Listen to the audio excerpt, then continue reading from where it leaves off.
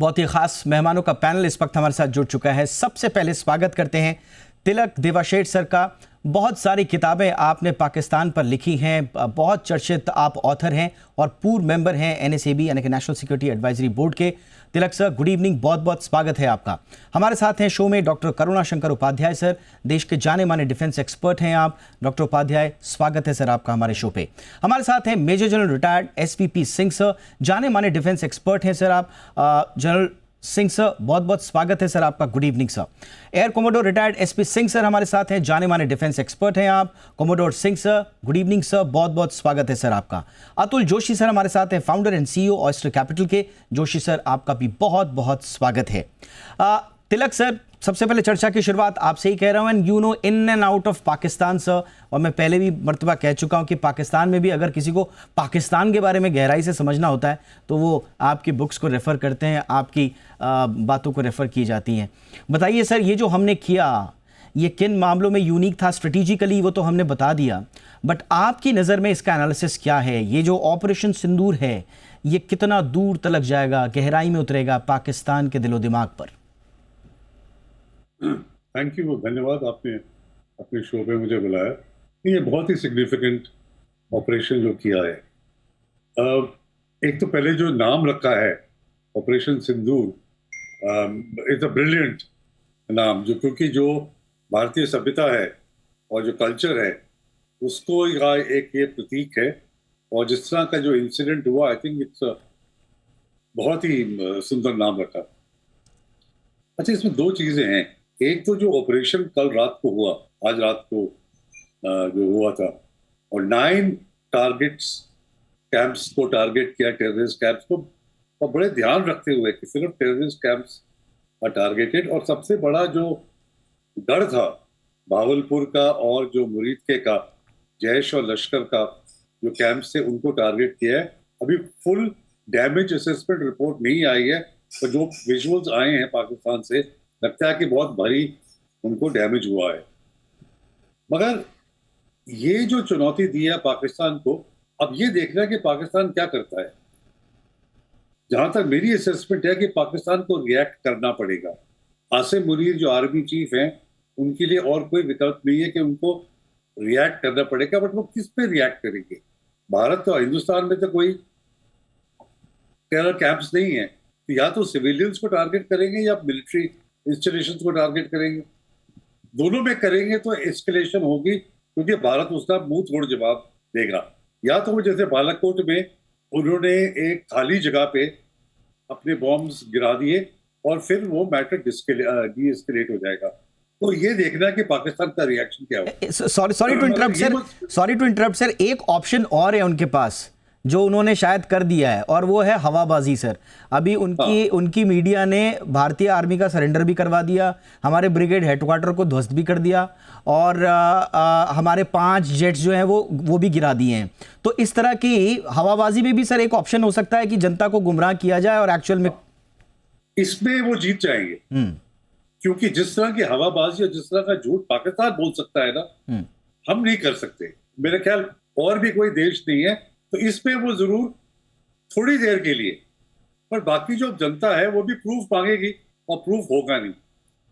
मगर जो long term danger Pakistan को है स्ट्राइक्स के अलावा, जो इंडस वाटर ट्रीटी को हमने अबेयंस में रखा है, और जो बूंद बूंद के लिए तरसेगा पाकिस्तान में, और जो पाकिस्तान की जो एग्रीकल्चर है और पाकिस्तान की जो फूड सिक्योरिटी है, उस पर इतना बड़ा प्रभाव पड़ने वाला है कि पाकिस्तान को अभी इसका अंदाजा ही नहीं। तो जैसे सबकी तवज्जो इस पर ही है कि जो हमने स्ट्राइक्स की है, 9 स्ट्राइक्स की है, मगर जो चिनाब और जेलम में जो पानी का जो अनप्रेडिक्टेबिलिटी आ गई है, सबसे ज्यादा long term consequences, adverse consequences Pakistan को इस एक स्ट्राइक से होने वाले। एब्सोल्युटली सर, कहा भी ये जा रहा था कि इस बार काइनेटिक जो हमला होगा, स्ट्राइक्स जो होंगी वो पिछली बार से ज़्यादा बड़ी होंगी, और जो नॉन काइनेटिक हम जो मेजर्स लेंगे वो तो never before kind of measures होंगे।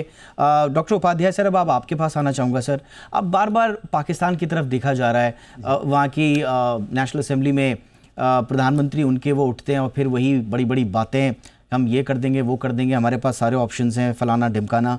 आपको लगता है सर वो इस परिस्थिति में है अभी कि भारत पर हमले की हिमाकत करने का वो जोखिम उठाए? देखिए, पाकिस्तान के बारे में कुछ भी प्रेडिक्ट करना बड़ा मुश्किल है, लेकिन जिस ढंग से भारतीय सेनाओं ने अपने शौर्य का परिचय दिया है, उनके बहुत ही चुनिंदा ठिकानों को आतंकवादियों के नष्ट किया है। अर्जुन ने जैसे मछली की आंख पर निशाना लगाया था, तो भारतीय सेनाओं ने उसी ढंग से केवल आतंकियों के ठिकानों को ध्वस्त किया है। लेकिन चूंकि जनरल मुनीर जिस ढंग की हवाबाजी करते हैं और जिस ढंग की हवाबाजी में विश्वास करते हैं, तो उनका दबाव पाकिस्तान के प्रधानमंत्री पर काफ़ी है कि हम कुछ करें।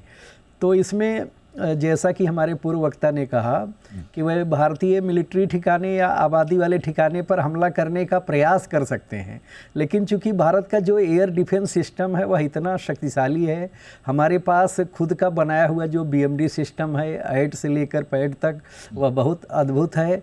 और S-400 है हमारे पास, बराक 8 मिसाइलें हैं, और जो आकाश मिसाइल जिसने कहा जा रहा है कि JF-17 को मार गिराया है।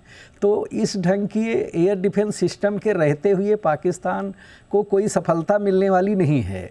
इसमें उनके पास एक विकल्प हो सकता है कि तुर्की से लिए हुए ड्रोन से भी अटैक करने का वे प्रयास कर सकते हैं। कुल मिलाकर के वो प्रतिक्रिया देने का नाटक करेंगे, जिसको बोलते हैं कि दिखावा करेंगे कि हमने कुछ किया है, और उसको पाकिस्तान में बढ़ा चढ़ा करके प्रस्तुत करेंगे कि हमने यह कर दिया, वह कर दिया, ऐसा कर दिया, वैसा कर दिया। लेकिन उन चीज़ों की कोई विश्वसनीयता नहीं रहेगी। आज भारतीय सेनाओं ने जिस सटीकता के साथ, जिस तकनीकी कौशल के साथ, जिस पेशेवर तरीके से हमले को अंजाम दिया है, उससे पूरी दुनिया प्रभावित है। और इसमें एक बात यह भी सिद्ध हो गई कि भारत के पास जो हथियार हैं, चाहे राफेल से दागे गए स्कैल्प और हैमर मिसाइलें हों या लेजर गाइडेड बॉम्ब्स हों, इन सब की जो सटीकता है वह बहुत अद्भुत है, बहुत ब्रांडेड हथियार हैं। और पाकिस्तान जिन चीनी हथियारों पर बहुत उछल रहा था, उस एयर डिफेंस सिस्टम से लेकर के चीन के विमानों तक को जिस ढंग से इस मुकाबले में आप कह सकते हैं कि हार माननी पड़ी है उनको, एक प्रकार से वह सोते हुए नजर आए, किसी मुकाबले में कहीं दिखाई नहीं दिए। एब्सोल्युटली, हमारे बहुत बड़ी उपलब्धि। हाँ, हमारे संवाददाता अनुवेश रथ ने एक रिपोर्ट भेजी थी। उनके पास बड़े आंतरिक सूत्रों से जो खबर आई थी वो ये आई थी कि जब हमने अटैक किया, सोचिए कि हमने घोषणा की हुई है, जनरल सिंह सर, हमने बाकायदा घोषणा की है। पिछली बार तो हमने सर्जिकल स्ट्राइक में उनको पूरी तरह से सरप्राइज़ किया। हमने उनको एयर स्ट्राइक जब बालाकोट में की, हमने उस वक्त सरप्राइज़ किया। लेकिन जनरल SVP सिंह सर, इस बार हमने एक तरह से ऐलान ही कर दिया था, और हम बार बार कहते कि देखते जाओ हम आ रहे हैं, देखते जाओ हम आ रहे हैं। अब look at the preparedness of their artillery and all, जरा इसको एनालाइज करिए सर। बताया गया कि जब हमने स्ट्राइक किया उनको, तो वो 25 मिनट तक तो उनको होश ही नहीं आया कि हुआ क्या है, and then they started mobilising their artilleries and all. ये जो उनका आर्मी प्रिपेयर्डनेस का हाल है सर, और वो हाल किसी से छुपा नहीं, इस हाउ डू यू एनालाइज उनकी मिलिट्री कैपेबिलिटीज़ को इस वक्त, और उन मिलिट्री कैपेबिलिटीज़ को मद्देनज़र रखते हुए सर, आपको लगता है कि दे विल रिटेलिएट और they will sort of fight back? Okay Deepak, आपके बड़े अच्छे सवाल हैं, 3-4 सवाल हैं इसके अंदर। सबसे पहले बताऊंगा, जो आपने सरप्राइज़ का बात किया है कि आज के दिन जो सरप्राइज़ और डिसेप्शन भारत ने दिखाया एक स्ट्रेटेजिक लेवल का, कि आज देश मॉक ड्रिल्स, नोटैम इशू किया, एयरफोर्स की 7 और 8 मई को एक्सरसाइज थी, उसके ऊपर पूरी कंसंट्रेशन थी। और रात को कल ABP के ऊपर उनका कॉन्क्लेव था, प्रधानमंत्री 8 से 9 बजे तक वहाँ पे थे, एड्रेस कर रहे थे, और कोई किसी को ऐसी खबर नहीं थी कि आज क्या होना है। दूसरा पॉइंट है कि जो हमने किया है, ये डॉक्ट्रिन, नया डॉक्ट्रिन हमने माहिर कर दिया है कि हम टारगेट सेलेक्ट करेंगे, न्यूक्लियर डिटरेंस हम एक्सरसाइज करेंगे, उसके थ्रेशोल्ड के नीचे रखेंगे और कन्वेंशनल वॉर की तरह करेंगे।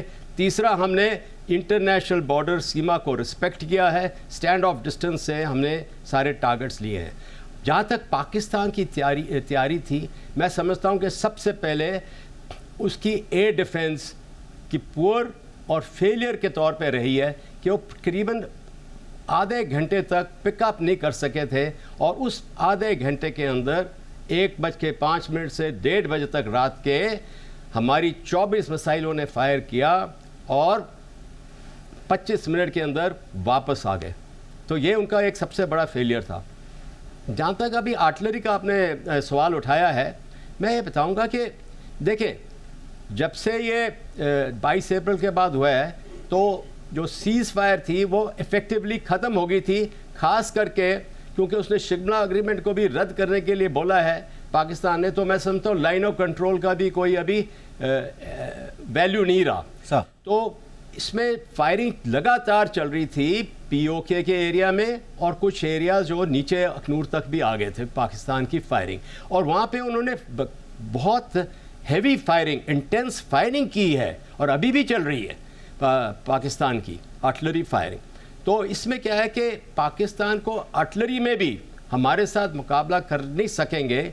हमारे पास अभी देखो state of the art FH 777 ultra howitzer, हमारे पास K9 155 मिलीमीटर SP गन्स, हमारे पास अपने जो धनुष हैं, ये सारे बहुत टॉप के आर्टिलरी सिस्टम्स हमारे पास आ गए हुए हैं, और इसका पाकिस्तान सामना नहीं कर सकेगा। वैसे ही हमारे जो टारगेटिंग और सर्वेलेंस सिस्टम है वो बड़े इफेक्टिव है। तो मैं समझता हूँ कि पाकिस्तान इस समय इस सिचुएशन में है कि ना करे तो मरे, अगर करे तो मरे। क्यों?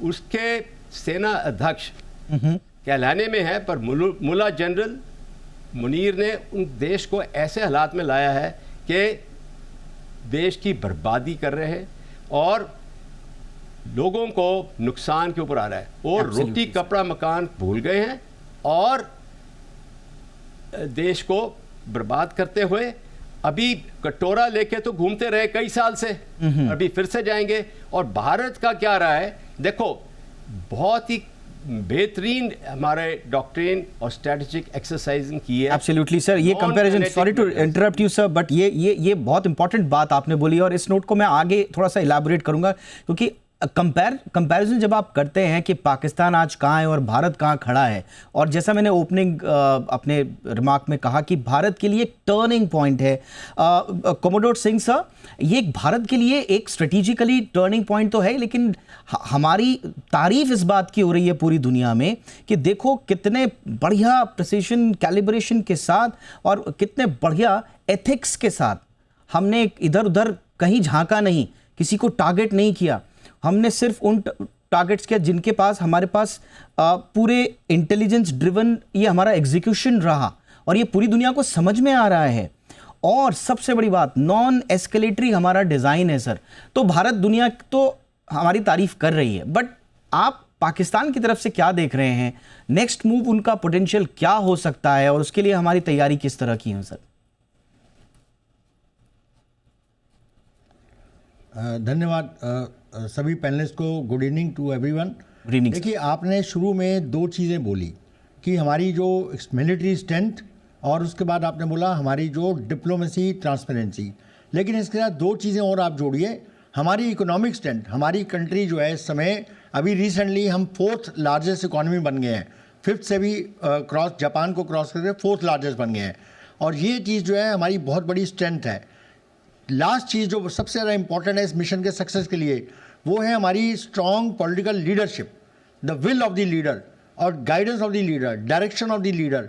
जो हमारे प्रधानमंत्री श्री मोदी जी ने हमारी फोर्सेस को फ्री हैंड दिया, उनका विजन, उनका विजडम और उनकी स्ट्रेंथ, ये डिक्टेट करता है, डायरेक्ट करता है कि हमारा मिशन कैसे सक्सेसफुल होगा। दूसरी बात जो हमने बात करी स्ट्रेटेजिक इंपॉर्टेंस की, देखिए जो हमने ये मिशन किया है उसके लिए सक्सेस के लिए बड़ी चीज़ें जरूरी थी, डिसेप्शन और डिस्ट्रैक्शन करना। तो हमने पहले सिंधु नदी के तरफ डिस्ट्रैक्ट किया पाकिस्तान को, फिर उसके बाद हमने उसको डिस्ट्रैक्ट किया हमारी नेवल फोर्सेज लेके अरेबियन सी में, जिससे उनको लगे कि शायद इस बार नेवल अटैक होगा। तो उनकी पूरी डिफेंसेस जो हैं, air defences, most of defences, उन्होंने कराची की तरफ मूव कर दी। उसको और डाइवर्ट करने के लिए हमने 2 दिन पहले एयर एक्सरसाइज जोधपुर एरिया में डिक्लेयर कर दी। तो उनका और ज़रा कंसंट्रेशन उसी तरफ रहा। तो वहाँ से जब कंसंट्रेशन उनका रहा, लास्ट जो जिसे एस ऑफ स्पेड बोलते हैं, तुरुप का इक्का, जो हमने चाल चली, बड़ी सोची समझी हमारी थी नीति।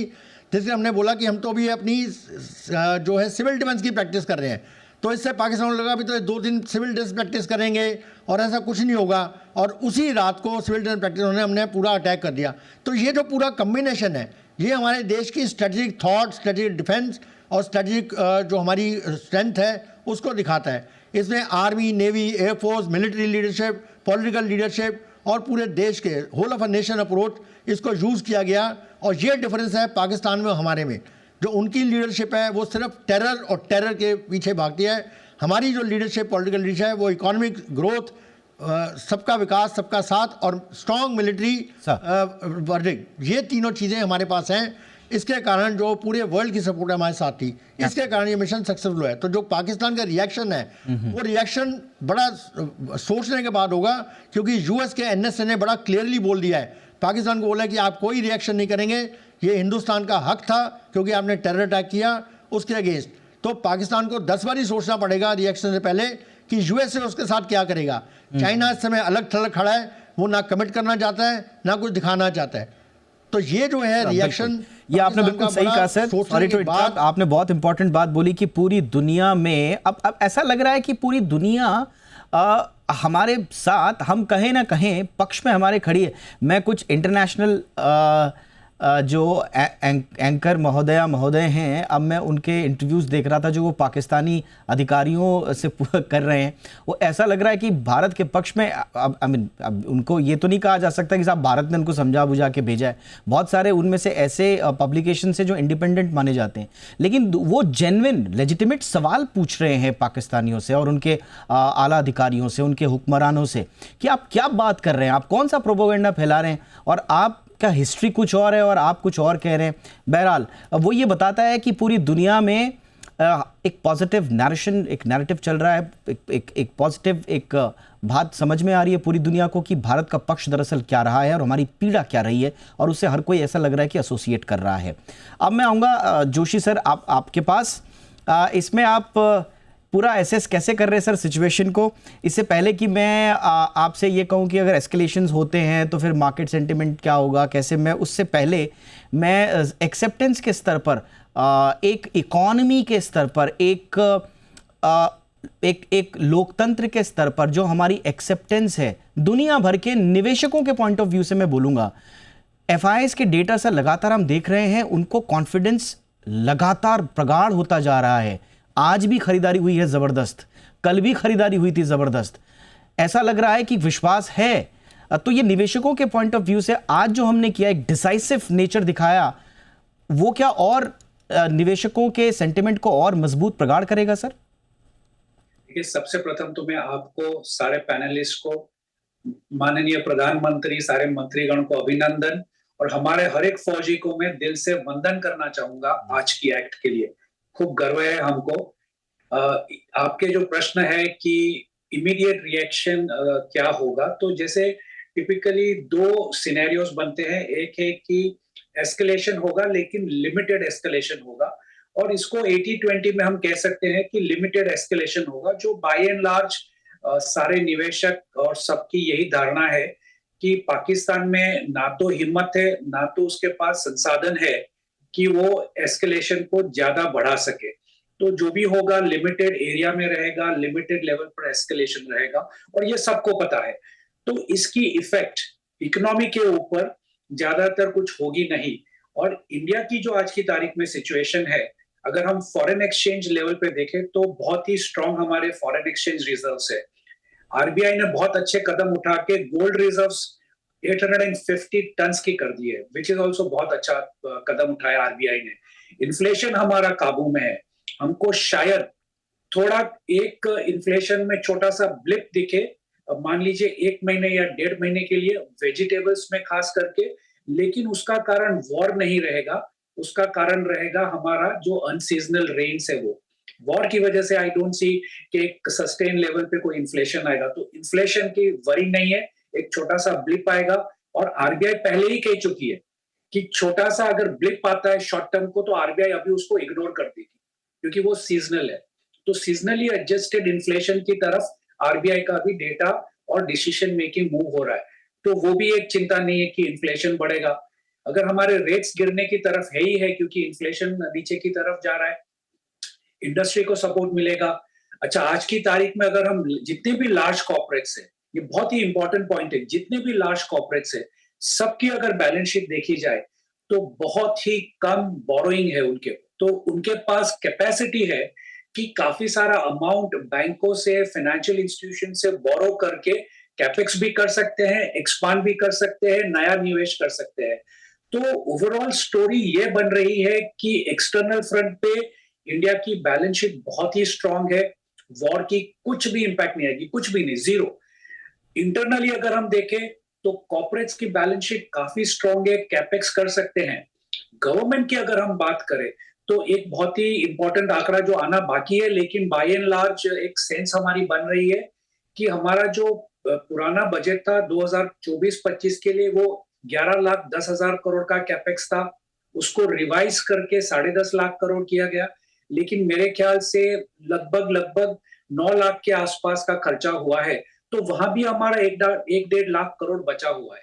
तो गवर्नमेंट की भी काफी स्ट्रेंथ है कैपेक्स करने के लिए। मान लीजिए जो भी कुछ बॉर्डर एरिया में डैमेज हो जाता है तो कोई चिंता नहीं है। मेरे ख्याल से ये इतनी पॉजिटिव है कि शायद जीडीपी का अनुमान 10 या 20 बेसिस पॉइंट से बढ़ सकता है, घटने का तो कोई सवाल नहीं है। तो मेरे ख्याल से इंटरनेशनल निवेशक, इंडियन निवेशक, इंडियन डीआईआई सबका कॉन्फिडेंस काफी स्ट्रांग है और उसके लिए काफी फंडामेंटली हम बहुत ही स्ट्रांग पोजीशन में। आप कोई भी अकाउंट ले लें, national, international, internal, external, fiscal, monetary, सारी पॉलिसीज में हम चारों तरफ से काफी सुरक्षित है और बहुत ही स्ट्रांग पोजीशन में है। Absolutely sir. एक छोटा सा एस्टिमेट है, अगर माना हमको 18-20 दिनों की अगर लड़ाई लड़नी भी पड़ी पाकिस्तान से, तो उसका जो एस्टिमेटेड स्पेंडिंग है, उसका मोटा मोटा हिसाब ये है कि 1.5 लाख करोड़ से 2 लाख करोड़ के बीच के आज उसके पास आ सकती है। अब आप देखिए, हमारी जो एक प्रधानमंत्री गरीब अन्न योजना है, उसी का 5 साल का बजट हमारा 11-12 लाख करोड़ का है। तो 5-5 लाख रुपए हम सबको उसमें राशन दे रहे हैं। बहुत सारे लोगों का कहना है क्यों दे रहे हैं आप, 5-5 किलो राशन हर कोई आज अफोर्ड कर सकता है, 82 करोड़ लोगों को देने की क्या ज़रूरत है। तो सिर्फ अगर हम उस स्कीम को थोड़ा सा हॉल्ट पे डाल दें, हल्का सा सिर्फ रोक भी दें, तो भी उस स्कीम पर भी कोई ज़्यादा फर्क नहीं पड़ेगा और हमारा वॉर का कॉस्ट भी आ जाएगा। तो ये स्थिति है आज भारत की। और फिर हम तो वहाँ तक, अभी तो हम रिजर्व्स पे गए नहीं, अभी हम तो बाकी जगह पे हमारे जहाँ पैसे पड़े वहाँ तक तो हम गए नहीं। मैं कह रहा हूँ सिर्फ एक स्कीम को हमने कुछ दिनों के लिए होल्ड पर डाल दिया, तब भी हम अपने वॉर का 20 दिन की कम से कम का निकाल लेंगे। तो ये है भारत की स्थिति। इसलिए आपने बिल्कुल सही कहा सर, और बहुत कॉन्फिडेंटली जोशी सर ने कहा जीरो इम्पैक्ट आएगा। इनफैक्ट लॉन्गर टर्म्स में आप कह रहे हैं कि जीडीपी में थोड़ा बढ़ोतरी ही हो जाएगी, अलबत्ता ये बात अलग देखने को मिल सकती है।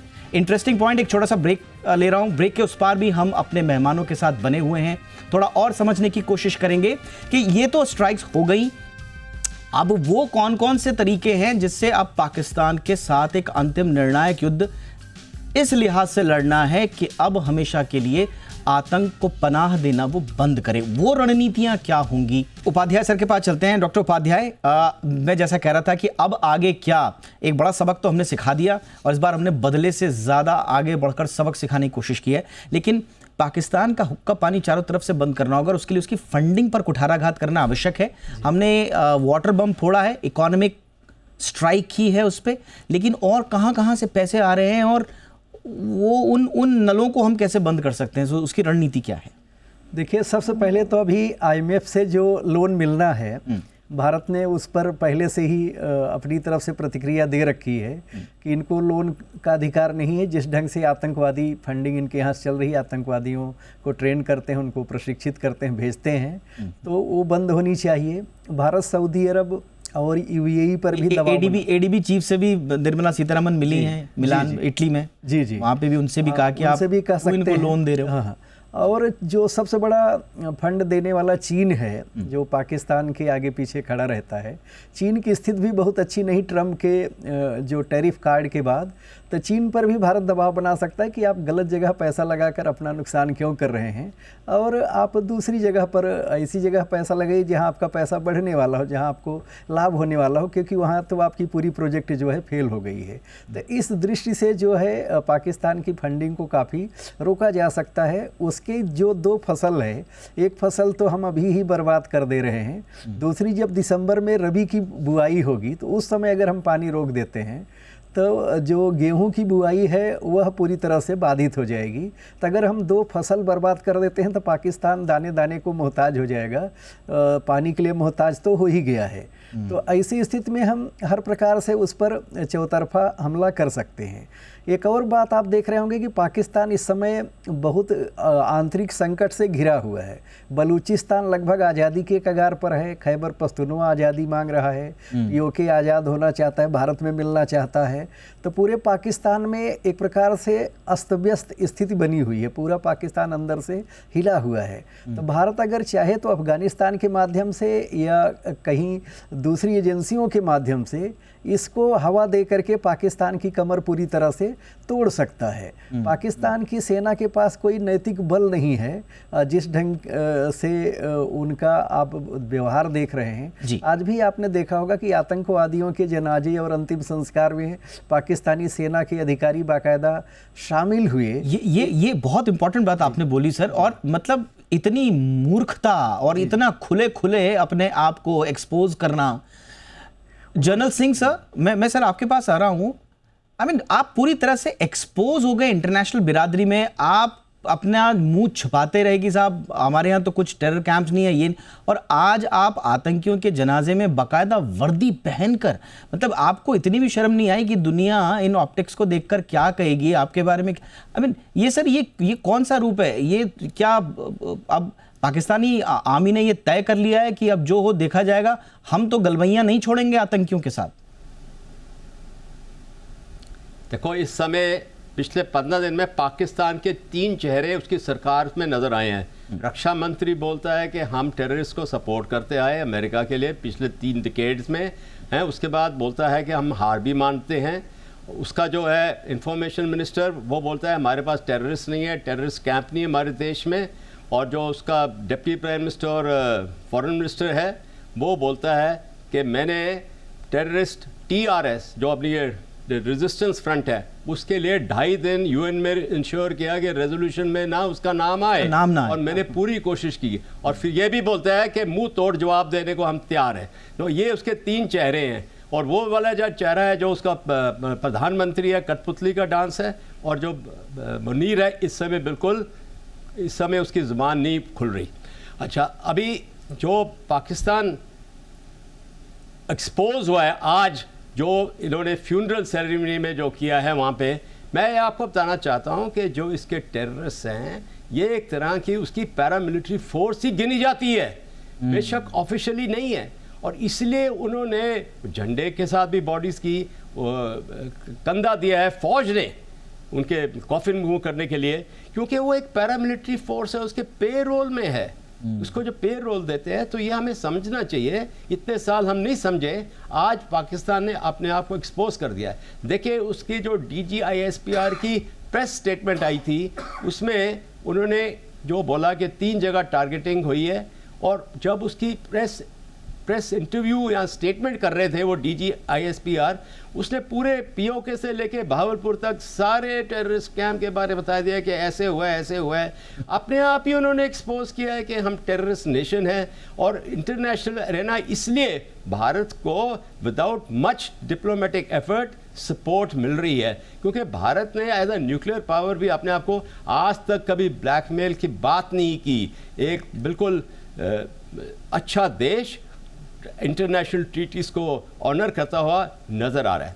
मैं दीपक, मुझे 1 मिनट दें आप प्लीज। आपने पिछली बारी आर्टिलरी के बारे में पूछा था, और मेरे से ना एक पॉइंट रह गया उसमें कि हमारे पास K9 वज्रा का मैंने जिक्र किया, बट सबसे कारगर वेपन इस समय हमारे पास ब्रह्मोस मिसाइल है, क्रूज मिसाइल, वो जो कि देश में ट्रायड भी है उसका, बट ब्रह्मोस मिसाइल जो है वो पाकिस्तान को हिला सकती है बुरी तरह जब आर्टिलरी फायर करेगी। और ये हमारा आर्टिलरी फायर पावर बहुत ही घातक है। हमारे पास स्मर्च मिसाइल भी है, हमारे पास multi barrel rocket launcher Pinaka बहुत घातक जाना जाता है कि 80-90 किलोमीटर की उसकी रेंज है। तो जब आर्टिलरी वॉरफेयर आएगी तो बर्बादी बहुत ज़्यादा होनी है पाकिस्तान की without use of air, so it will be more economical for India. और मैं समझता हूँ जो एक और पॉइंट था कि पाकिस्तान के पास ऑप्शंस क्या है, देखो उसका डॉक्ट्रिन क्या है, उसका डॉक्ट्रिन है सब कन्वेंशनल वॉरफेयर, एसिमेट्रिक वॉरफेयर। तो अभी भी ये शैतान देश टेररिज्म, इक्का दुक्का एक्शन, स्लीपर सेल्स को एक्टिवेट कर सकता है, उसके लिए हमें पूरी तैयारी रखनी है। बिल्कुल सर, और इसी पे मैं जाऊंगा एब्सोल्युटली सर, उसके लिए हमें तैयारी रखनी होगी। कमोडोर एसपी सिंह सर, आज तो हमने देखिए नॉन एस्केलेटरी डिज़ाइन था हमारा पूरा, हमने पूरा वॉर एथिक्स का पूरा फॉलो किया, हमने जो इंटेलिजेंस ड्रिवन एग्जीक्यूशन था, प्रिसाइज टारगेट्स थे, हमने उन्हीं को हिट किया।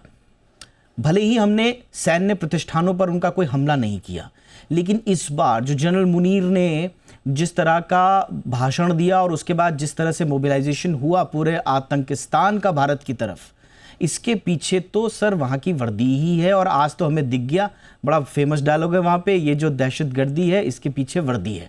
आज तो हमें आगे पीछे दाएं बाएं वर्दी नजर आ रही है आतंक की।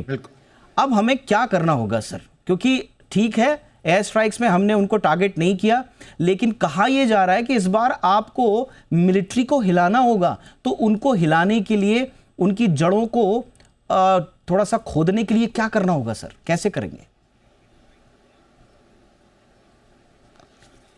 देखिए, जो हमने एक्शन किया है नॉन एस्केलेटरी जो है वो बड़ा मैच्योर एक्शन है। हम नहीं चाहते कि दोनों देश युद्ध की तरफ बढ़े, और हमने जो एक टेररिस्ट का जो उन्होंने पहलगाम में आतंक मचाया था उसका बदला भरपूर ले लिया, और उससे जो हमारे जो विक्टिम थे, जो हमारे 26 फैमिलीज़ हैं, उनके दिल को थोड़ी शांति पहुंची है। हम पूरा उसको भरपाई नहीं कर सकते पर उनके दिल को शांति। अब आते हैं एस्केलेशन पर। देखिए, आज होम मिनिस्टर ने जब प्रधानमंत्री राष्ट्रपति महोदय को ब्रीफ करने गए थे तो उसी समय होम मिनिस्टर ने एक मीटिंग बुलाई। जो ये बॉर्डर स्टेट्स हैं उनके चीफ मिनिस्टर, उनके डीजीपी, उनके चीफ सेक्रेटरी, ये इसलिए किया गया कि हमें दोनों इंटरनल और एक्सटर्नल दोनों अपनी डिफेंसेस बड़ी मजबूत करनी है कि पाकिस्तान कुछ भी करने को हो सकता है अपनी आर्मी की इज्जत बचाने को। तो इंटरनल, जैसे जनरल साहब ने बताया कि अंदर स्लीपर सेल्स हैं, उनको एक्टिवेट कर सकता है, या बॉर्डर की तरफ कोई स्कर्मिश कर सकता है छोटी मोटी, उससे अपने आप को बचाने के लिए, ताकि और एस्केलेशन ना हो, हम अपने सिविलियंस को, अपने लोगों को बचा पाएँ।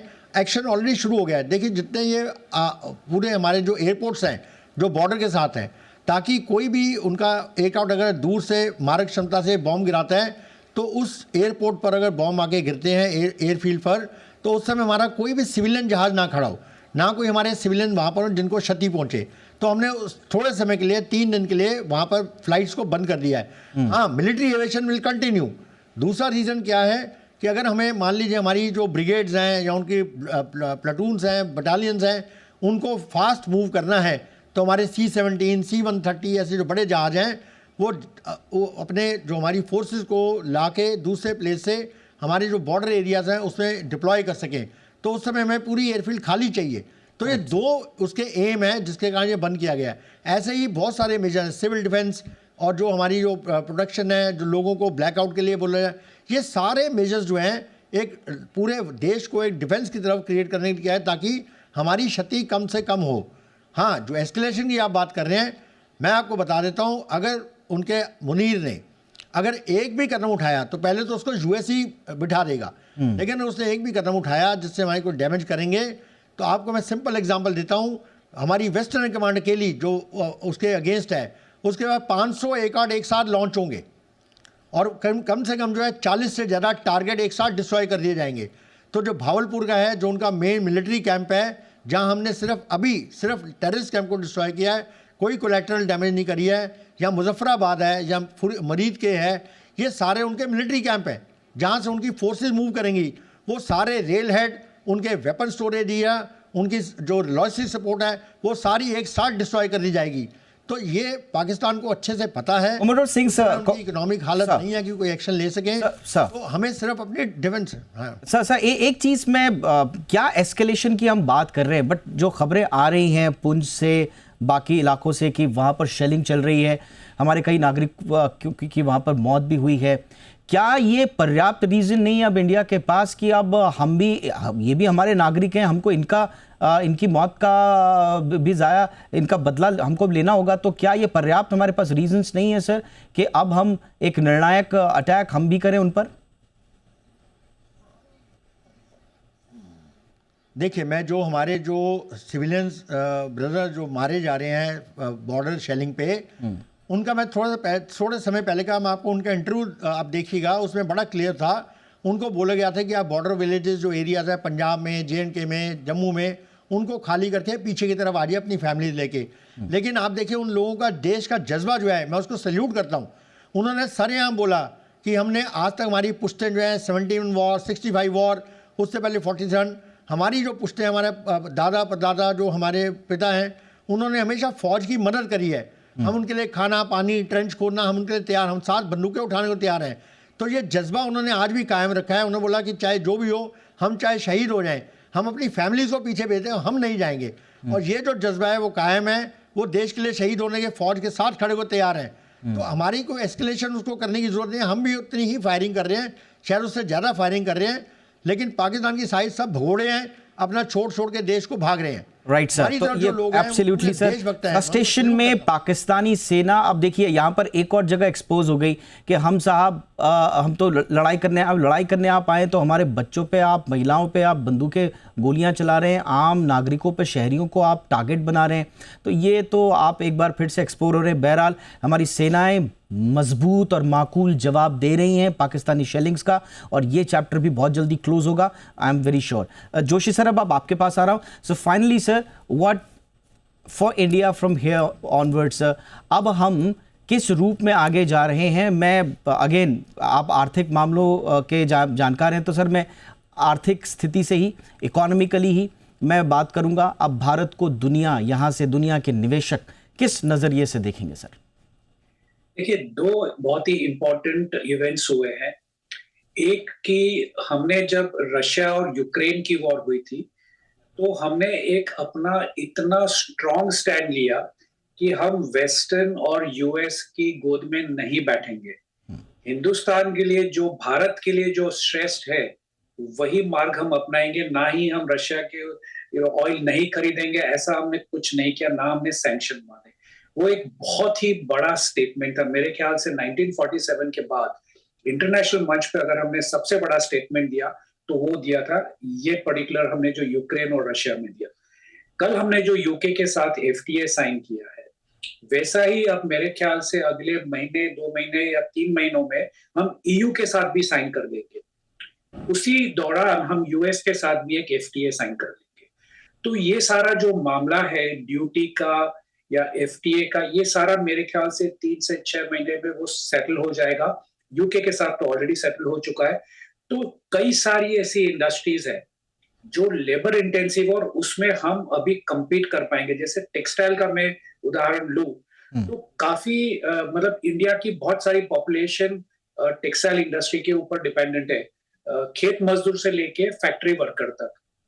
तो उसमें हमारे ऊपर 9% यूके में ड्यूटी थी, जबकि बांग्लादेश और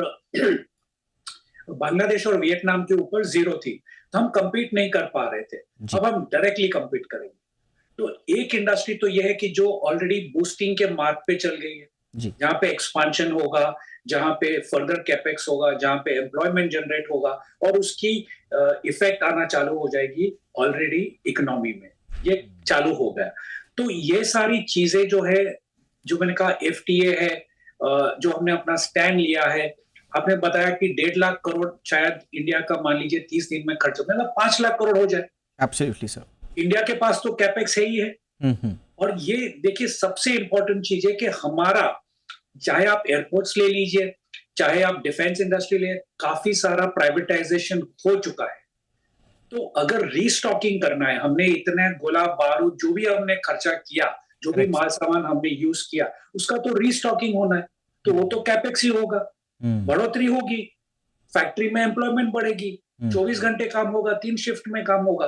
तो मेरे ख्याल से ये, जैसे मैंने कहा कि ये जीडीपी बूस्टर्स हैं। Absolutely sir. अगर लंबा चला, जैसे आपने कहा कि सिविलियंस के ऊपर थोड़ा फायरिंग हो रही है, थोड़ा एस्केलेशन अगर बढ़ता है, लेकिन अगर ज्यादा फुल ब्लॉन हो जाती है तो इन्फ्लेशन 3 से 6 महीने तक बढ़ेगा, उससे ज्यादा नहीं बढ़ेगा। तो हमारी जो स्टैंडिंग है, हमारी जो स्ट्रेंथ है, इंटरनली इतनी स्ट्रांग है, और एक्सटर्नली हमारी जो रिजर्व्स है, गोल्ड रिजर्व्स है, फॉरेन एक्सचेंज रिजर्व्स है, जी सर, मेरे ख्याल से कोई इश्यू मुझे दिख नहीं रहा है। आंतरिक रूप से भारत दृढ़ है, सुदृढ़ है और हर तरह से स्वस्थ है। हम सैन्य रूप से स्वस्थ हैं, हम आर्थिक रूप से स्वस्थ हैं, और हम अपनी स्ट्रेटेजिक ऑटोनॉमी के लिहाज से स्वस्थ हैं। हमको किसी इंटरनेशनल अप्रूवल्स की आवश्यकता नहीं पड़ती है। अब अगर हमें कोई स्ट्राइक करना है तो हम अपनी स्ट्रेटेजिक ऑटोनॉमी बढ़िया इसको बरकरार रख रहे हैं, नॉन अलाइंड हैं हम, लेकिन उसके बावजूद हमारी एक असर्टिव फॉरेन पॉलिसी है, और यही बात दुनिया को अब पसंद आ रही है। अब देखते हैं आगे पाकिस्तान किस तरह की हिमाकत करता है, लेकिन आप लोगों से बातचीत करने के बाद मैं खुद आश्वस्त हूं कि भारत पूरी तरह से तैयार है, हर तरह से तैयार है, हर हरकत का माकूल जवाब दिया जाएगा। बहुत बहुत धन्यवाद आप सभी का। Karunashankar Upadhyay sir, thank you so much sir. Major general retired SVP Singh sir, thank you sir. Air commodore SP Singh sir, thank you so much sir. Atul Joshi sir, बहुत बहुत शुक्रिया सर। जय हिंद, thank you so much gentleman. Show में इतना ही। #India360 पर राय दीजिएगा। नमस्कार।